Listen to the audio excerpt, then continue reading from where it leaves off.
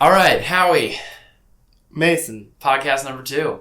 Podcast numero dos. Do you have a good story that happened, something that happened to you this week that you can tell us? I have like a kind of funny one, a little bizarre. So yesterday, my suite mates, because we live in like a suite style dorms and stuff, they're walking home and stuff, and I hear them yelling, like they're talking to each other, and this one roommate, let's call him Bob. Bob is super pissed, and Bob, it sounded like Bob had just had a conversation with this girl, right, who insulted him. Oh. Bob and his roommate, let's call him Jim. Jim. They're wrestlers, and okay. And Bob is actually pretty ripped. I would consider them athletes.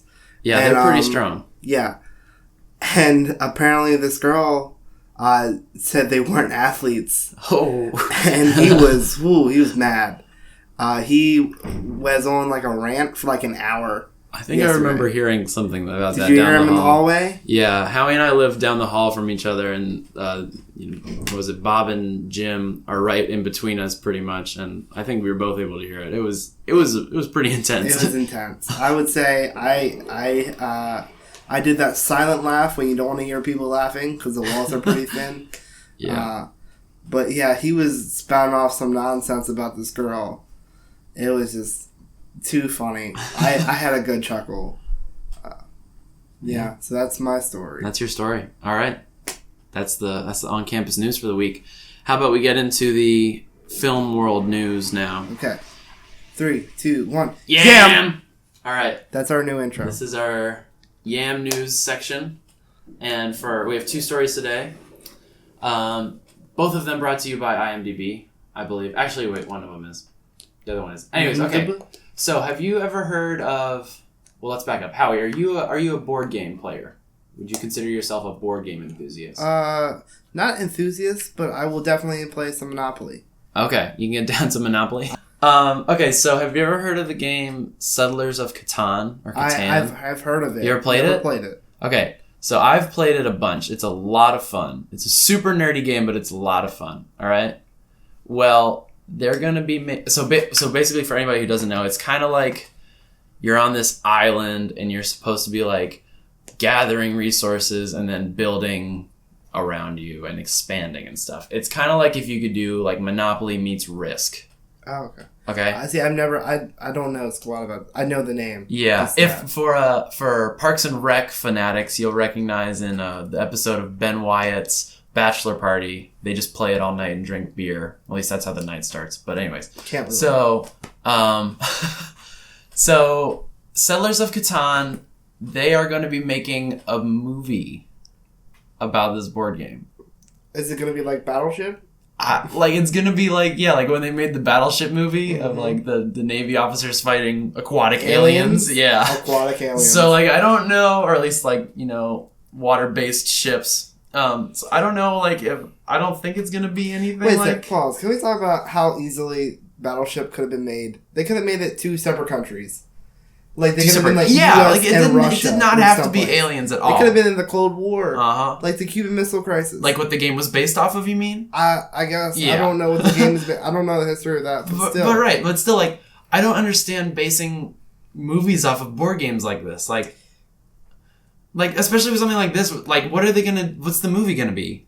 It's a desert island movie. They did it just for the name, I guess. I guess.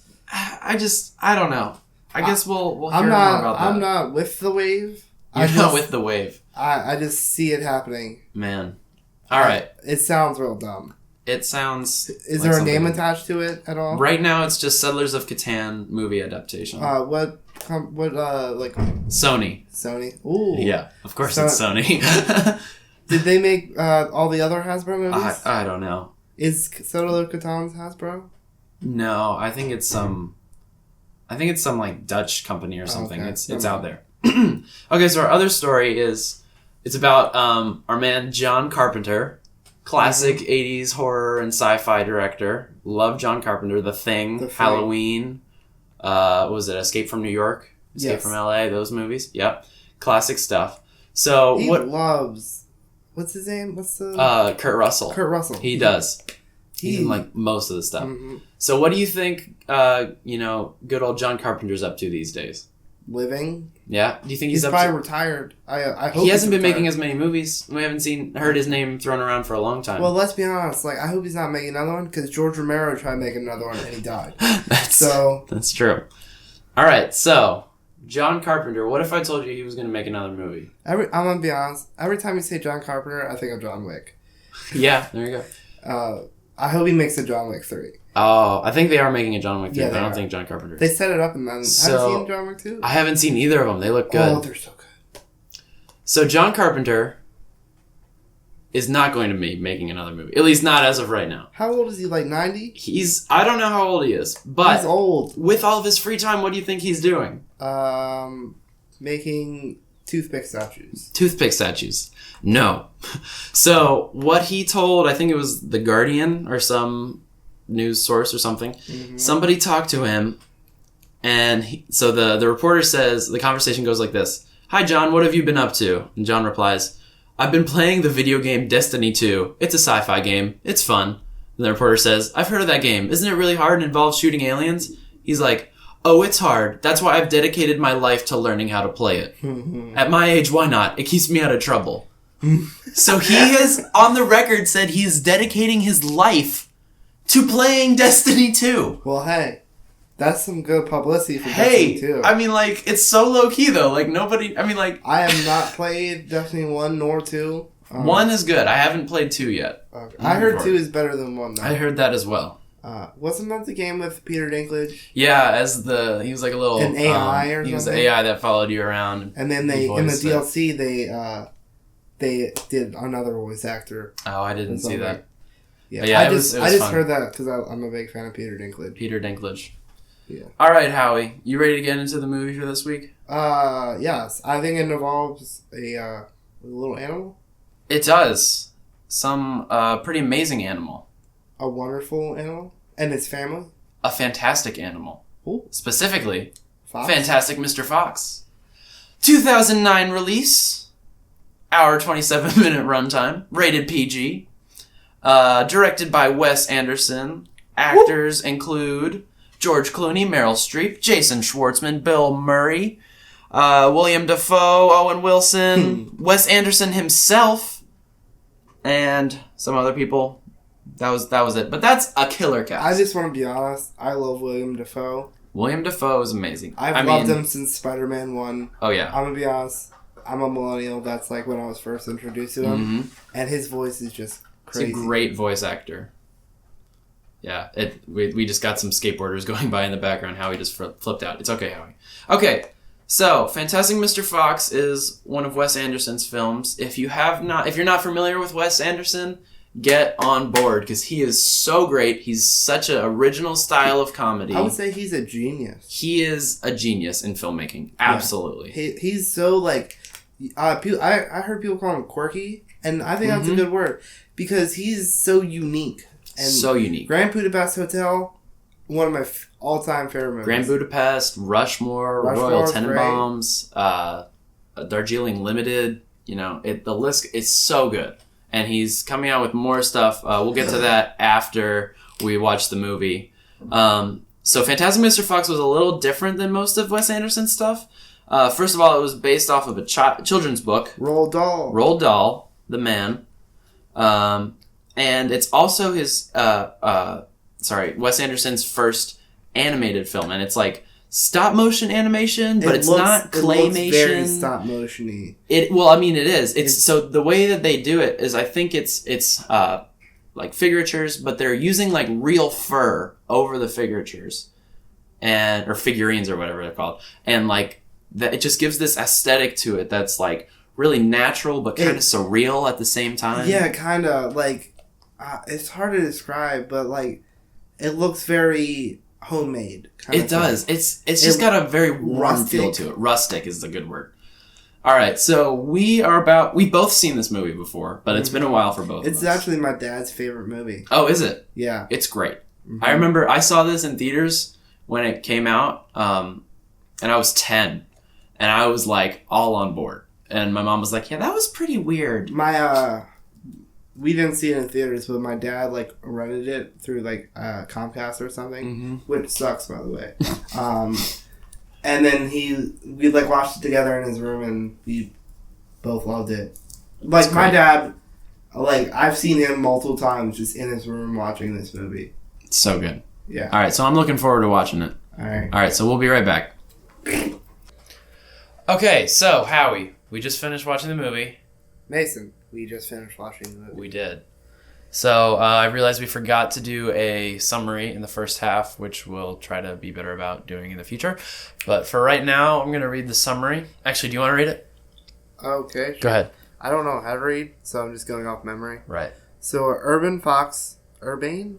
I don't even know. Unbane?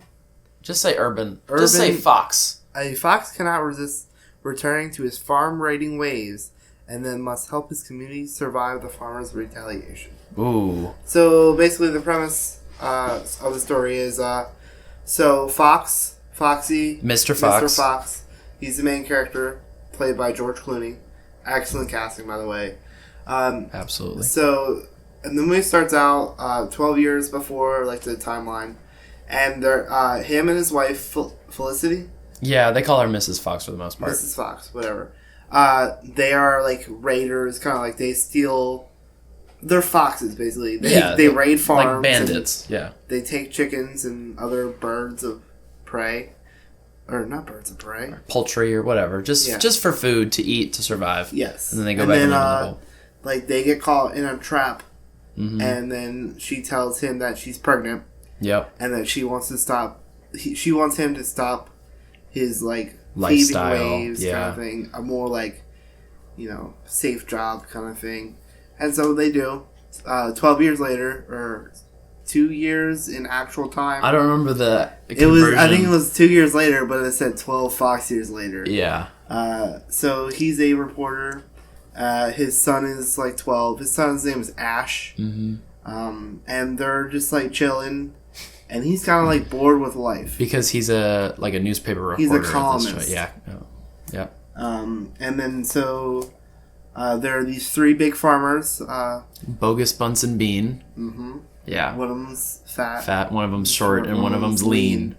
Yeah, and so they decide to steal from them. Yeah. So, from the movie, we want to start off with like a quote for each movie we do. So I think for this one, we're gonna do. They come up on one of the farmers.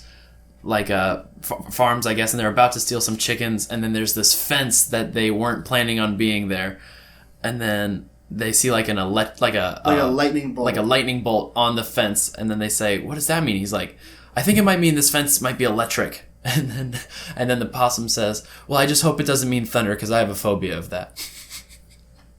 Classic. So with that, let's get into the style of comedy from this movie. What do you think about it? I loved it. It's great.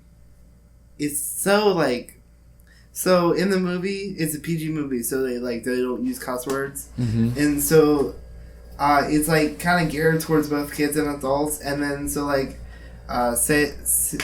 there's a conversation with Bill Murray's character, which is a skunk, who's a badger slash lawyer. Badger slash lawyer.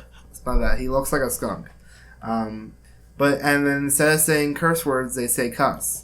They say the word cuss, so he'd say, "Why the cuss didn't I listen to my lawyer?" Or cuss you. Yeah, son of a cuss, that sort of thing. And it's so it's so funny because none of them break character. Well, I guess they wouldn't in the final. Yeah, I guess, it's just so unique. No movie, I can't think of a single other movie that does something like that. No, it's literally the word I think about this movie is unique.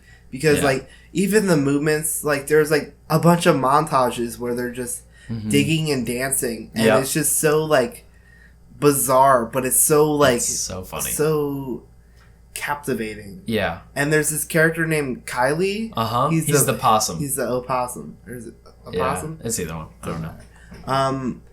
And he's just so, he's the dumb one. He's just there, the lovable, comic relief character. I'm here. Because I'm here, kind of thing. And he spouts one-liners, they're just nothing. Like, he's so funny. It's great. Okay, so that's one thing that I have a list of notes here.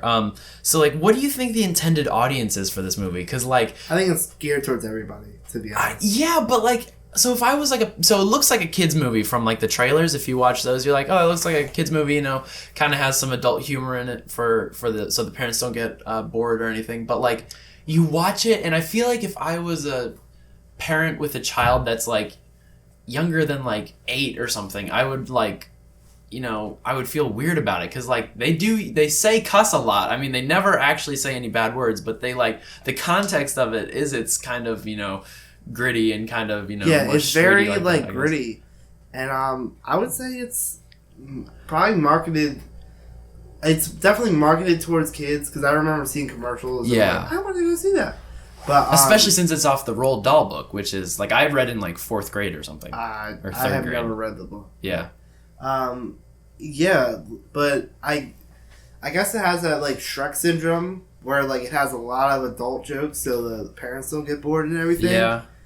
But I would honestly think like it's a good time, like you don't across the board. For like everyone. You don't even need to get the adult jokes, because like when I was a little kid, like watching like PG-13 movies and stuff like that, comedies, like if they said a cuss word, I'd be like ugh. Mm-hmm. But I feel like this is a good substitute, kind of.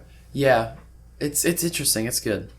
All right, so another thing I noticed right off the bat, like even from just like the first shot. Mm-hmm. The coloration in this movie and like the contrast between, you know, so like during the day everything's very orange when they're outside and stuff. Yes. And then at night it's very blue, and it's just the colors in this movie are just beautiful. And also there's one more thing. Whenever a human would come into the frame, frequently they would like change the lighting. So there's one scene where they're like in a basement and it's like really orange, and then it's just like the foxes and this rat that are talking, and then a human comes down and it like changes the whole mood. Like they have to stop everything. I didn't notice that, yeah. So the human walks downstairs and turns on a fluorescent light, changes the feel of the entire scene at that point. Yeah. It's gone from something very natural with all the animals to just this very human, very square feeling, bright, you know, fluorescent feel, and it just changed the entire movie in an instant. Yeah, I completely agree with you. And especially because there are like scenes where they depicted like the outdoors like early on and stuff like that, mm-hmm. with just the animals. But then later on in the movie, you see like the humans outside, and it's very like overcasty. Yep. It's like very grayish, like boring kind of tone. And which the human characters, especially Bean, who's kind of like the big bad of the movie, they're just so funny. Like they are so just one-dimensional. Uh-huh. It's hilarious. And especially because, like, in the movie, like, even the animals are, like, three-dimensional kind of thing. Like, for example, like, Fox, he's very, like, kind of like, I want to get my old glory. He's bored with life kind of thing. And he's, like, it's kind of like one of the main things I think of is, like, nature versus nurture kind of thing. It's, like, who you are and who you want to be kind of thing. And in the movie, they frequently reference, like, I'm a wild animal and you're wild animals, mm-hmm. kind of thing, and they embrace who they are. And I think that's like a very like the message of the movie is to like be you and don't try to be who others want you to be. Right. You know, be who you want to be, kind of thing. And yeah, I mean, and especially because the humans are just so like, I'm gonna kill you, Fox, kind of thing, and like Fox is like he's literally the suavest dude I know. Yeah, he is. Yeah, another thing from the movie, like, message-wise, is, like, you know, make the most out of everything you have, because, like, they're seeing in this movie, like, you know, not necessarily, like, life is fleeting, but, like, everything can change in an instant. So, like, at the very end of the movie, they're standing in this supermarket, and then they grab a bunch of different stuff, and Fox is like, yes, this turkey's artificial, and yes, this is blah. I'm like, and yeah, sure, this apple's fake, but at least it has stars on it. And, like, he's just seeing the best in everything he can, and he's just, like, looking around the room, and it's just so uplifting, and it's just a really, not like a happy ending in, like, the sense of, you know, oh, everybody lived happily ever after, but, like, It's kind of like such a positive outlook on life by the end of the movie. Uplifting, yeah. Because, like, let's be honest, okay, this is kind of a spoiler, but at the end of the movie, they live in a sewer. Mm-hmm. And it's like, it's so very like, oh, we're in a sewer, but they make the most out of it. They do. Like, they make an entire town with, like, different animals, badgers, rabbits, and everything. It's, I was thinking the message of the movie is, like, you know, kind of, like, embrace your own situation kind of thing. Embrace who you are, embrace your surroundings, and make the most out of life. Because early on in the movie, Fox says, I'm 7 real years old. My dad died at 7.5. Mm-hmm. I want to make the most out of my life. And he's like, and I think that's what the movie's telling us. Because, like, there are moments when multiple characters almost die. Yep. And it's just like, oh, well, that tells them to appreciate their life that much. So. Yeah, and so, like, with like, him wanting to, you know, kind of outlive his... I mean, not outlive his father, but, you know, when he says, like, you know, I want to make the most out of the time I have left, it, like, kind of shows by the end of the movie when he kind of does have this change of focus or change of mentality, that he's a dynamic character and he's become something more than he was at the beginning of the movie. So there's this part at, like, the very end, pretty much after they've kind of escaped all the it's just after the climax, it's the falling action, they're escaping from all the bad guys with the guns and everything, and they're driving and they come across this wolf across this field. And Fox had mentioned earlier in the movie that he had a phobia. Twice that he's afraid of wolves. Phobia of wolves, yeah. And, like, him and the wolf kind of just, like, stare at... Like, he tries talking to the wolf in, like, 2 different languages or something. Well, yeah. Well, I mean, like, so they're driving and, like, everything stops. The music stops, and then, like, the entire scenery changes. Like, when you look at the wolf... Like, so, Fox and, like, all the people in this car that they're... on this moped or whatever they're driving. Motorcycle sidecar. They put 4 people in that. Exactly. They all stop and, like, they're driving on this, like, country road, and then they take a look off to the side, and it's literally, like, Arctic tundra. Yeah. And there's this... It's white with white mountains in the background, snow everywhere, and then it's just this black wolf on top of a rock in the distance. And you can't see the wolf's face distinctly or anything. It's just kind of like you can tell from the shape, you know, that's a wolf. And so then Fox looks across the way at him and he tries talking to him first in English, then in, like, French or something. Latin. And then he's like, you can't communicate with him. And then he, like, raises his fist up in the air, and the wolf does it too. It's like a mutual sign of, like, respect kind of thing. Yeah. And then, like, the wolf starts walking away. Mm-hmm. And that's all you get. What do you think that symbolizes? To be honest, at, like, first viewing, I was like, oh, that's just a gag. Yeah. You know, that's just a funny thing. But it's got to be so much more. There was like a minute and a half of just that wolf. Yeah, I think the wolf kind of, like, symbolizes nature. Like, because, like, the wolf literally was just in the tundra. Like, it was like clash of 2 biomes. Yeah. Kind of... literally with, like, a border, like, edge line where, like, the snow stopped and then the grass field started. Yeah, it's like savanna, like, kind of like grassland, temperate grassland, and then, like, icy mountains kind of thing.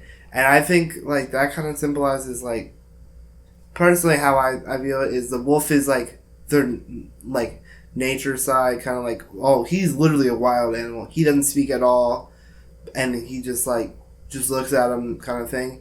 And I think Fox is, like, kind of like, he's in between a human and an animal kind of thing, because he's literally the most human character in the, like, actual, like, movie. Besides maybe his son.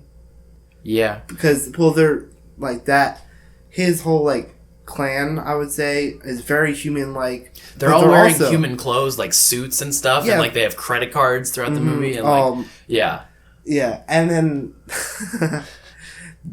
but, yeah, like, because the wolf, he's, like, naked besides fur and everything, and he's alone, which technically wolves shouldn't be alone, but they're pack animals. Oh, that's true. Yeah. I guess you could say he's the lone wolf. I mean, that might be but part of the symbolism. But lone wolves aren't, like, things. Yeah, but like that separation, I didn't even think about that. How like they're all wearing clothes and they're civilized, if you will, and he's just like a wolf as you would see him in nature. Yeah, kind of thing. And like they're still like they still respect each other as animals and everything. Because like throughout the movie, Fox is an animal because he kills chickens and everything. And when they're eating, like they go ham when they're eating. Yeah, like, they literally go wild animal when it's totally different. Yeah, and like kind of that's how I think of it. Okay, I kind of see it as like, so when he points out the fact that he has a phobia of wolves, and then at the end of it he kind of stops and embraces it and says, hey, you're just an animal, I'm just an animal, we're the same thing here, and he tries to encourage him on. I think it's symbolic of him facing his fears. And it was said earlier in the movie that like Fox is the one that gets them in the bad situation with all the hunters and stuff. Yeah, he kind of screws the pooch on that one. Yeah. And so when he creates the situation, his wife pulls him over into another room and she's like, why are you doing this? He's like, because I'm a wild animal. And like he basically says like, I'm afraid of just like, just settling down and just being like what everybody would think of as normal. Yeah. But like I think when he shows at the end of the movie that he's facing his fears against the wolf, I think it's also symbolic for the fears he's facing of living a quote normal life and trying to be just like a family man or like trying to just be there for his family instead of doing his own thing. It's something that's scary to him or something that he's not necessarily comfortable with. But like when he's facing the wolf, he has to face that head on and just embrace it. I think that's a good analysis of that. Yeah. All right, so going back a little bit, Wes Anderson, just some of the comedy style, we'll wrap up with the comedy style here. He created an entire sport for this movie called Whack-Bat. And like there's this scene where they describe how Whack-Bat is played, and it's like a minute and a half. The character that describes it's Owen Wilson's voice, so it's already gold. And then he like describes it, and you're like, what? And then like they have this diagram with how I describe Whack-Bat is like a cartoon version of cricket. Oh my gosh, kind of so because there's both like elements of cricket and like a little bit of baseball. Yeah, and it's just bizarre. And they actually play it out like on like in the movie, and it's just like that probably took weeks, maybe a month to film. I can't even. There's imagine. So many moving parts in crazy. That film, and this. As we said earlier, stop motion. Yeah. And and especially because Owen Wilson is like talking about it and everything, and he's a polar bear. Like, where did he come from? Yeah, it's totally out of nowhere. He's literally the only animal that's out of place in this like community kind of thing. Because they're all like woodland animals kind of thing. Right. Like that's foxes, true. badgers, beavers, field mouse, bunnies. Maybe Owen Wilson's character is teaming up with the wolf. That'll be the second Fantastic Mr. Fox. It's just Owen Wilson and the wolf. The wonderful Mr. Wolf. Yeah, that's it. All right, so we last kind of thing here. The stop motion style. It's we kind of said the fur, and one more thing with the people. They have like they're rubber. So like we were saying, like the animals have like actual fur or something that they're using for it. The people in the movie, the humans, are like straight up rubber, and it just makes them look so weird. But it completely finishes the aesthetic of the human versus animal thing. Bean, the main human, he's played by Dumbledore. The main voice is and Dumbledore. He gets so angry, and it's just like so hilarious because his voice is like so commanding, and like. He's so British. Yeah. Like, he's so grumpy. Tragically British. Yeah. And also, speaking about like the kind of like animation. So, at first when Fox is told that like his wife is pregnant, he says, you look glowing. Mm-hmm. And then there's literally a plastic figure of her and with a light inside of it actually glowing. And the angle of the camera changes, and then it literally changes her character from a fur figurine or something to like something that you'd see like light up outside of somebody's house like in the Christmas time or something. Yeah. So I loved the style of animation with it, just how it brought up everything and just like the aesthetic it gave, and it was just wonderful. And so I for a long time wanted somebody to do it again this way, because it's never really something I had seen before. Maybe a little bit here or there, but it was so unique with Wes Anderson's style of filming. And so, about a month ago, I'd say, a trailer for Wes Anderson's next film called Isle of Dogs was released, and it's the same style of animation. Yeah, it's... The trailer is amazing. It looks so funny. So I'm going to give you the brief synopsis from IMDb here. It says, set in Japan, Isle of Dogs follows a boy's odyssey in search for his dog. Such a simple storyline, but it looks like it's got some crazy plot points. It looks in so the movie. quirky. It's so weird. So, Mason and I watched the trailer, like, what, a month? Yeah, probably a month ago. Yeah. And so the boy, the main character boy, he speaks Japanese. Yeah. And he's on this island of dogs, and they all speak English. Yeah. And there's a moment in the trailer that the boy talks to the dogs, and the dog turns around. He's like, "Boy, we wish somebody spoke his language." Nobody understands what this boy's trying to say. It looks so great. So that's gonna come out March 23rd, 2018. That's the expected release date as of right now. I don't know if that's 100% confirmed yet, but keep on the lookout for that. Otherwise, I think that's it. Any points you want to make other than that, Howie? Do we want to look? Is there any interesting trivia on IMDb? Oh, no, not as of right now. Okay. No, I think we're good. So I think this is end of week 1. Here, can you just say no? Like, we'll cut this part out and say like, no, I think I'm good. No, I think we're good to end it off. All right. Sweet. All right. Well, we'll dub. A little Rick and Morty quote for you there at the end. Mm-hmm. All right. See ya. Bye.